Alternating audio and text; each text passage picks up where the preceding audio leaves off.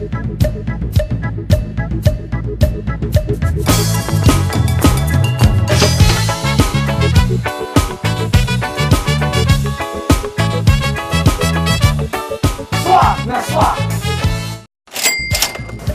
po sa ating mga kapamilya dyan sa Middle East na nakatutok po palagi sa The Filipino Channel? At against all odds naman ang dinaanan sa buhay ng unang entrep natin.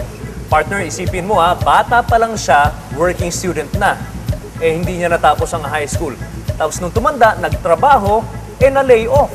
Pero mga suki, nang dahil sa kanyang tiyaga at sipag ang dating caddy sa golf course, OFW at electrician, may sarili ng kumpanya.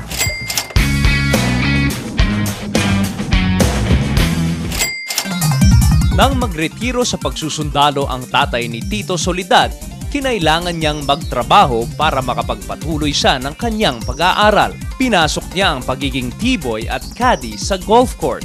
Sabi sa akin ng nanay ko, sabi niya to, tigil ka muna, paunahin na lang natin yung dalawang kapatid mo.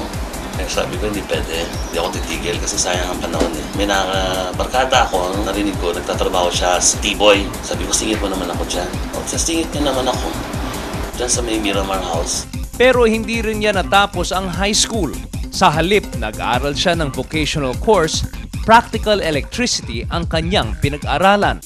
Naging helper electrician siya sa iba't ibang pabrika at kumpanya bago siya nakapagtrabaho sa ibang bansa. So when I applied there, kahit na foreman na ako sa CDCP, sabi walang ina-hire doon na supervisor, puro lahat rank and file. Pero mga 2 to 3 months staying there, bigla ko na-promote na electrical foreman or supervisor din. At nang maranasan niya na maigpit ang kompetensya pag-uwi niya dito sa Pilipinas, naisipan niyang mag-aral muli.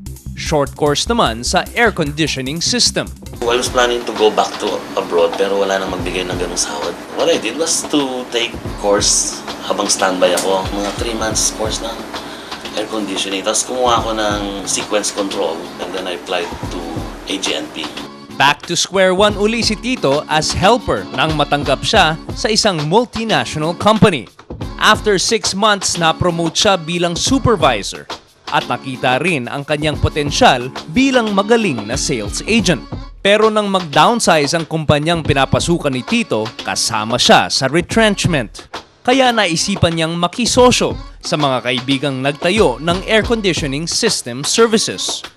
Nagtayo sila ng company, kinuha kami lahat. Tapos siyempre, alam mo na, dati ng network ng clientele. Natutunan ni Tito na iba pa rin ang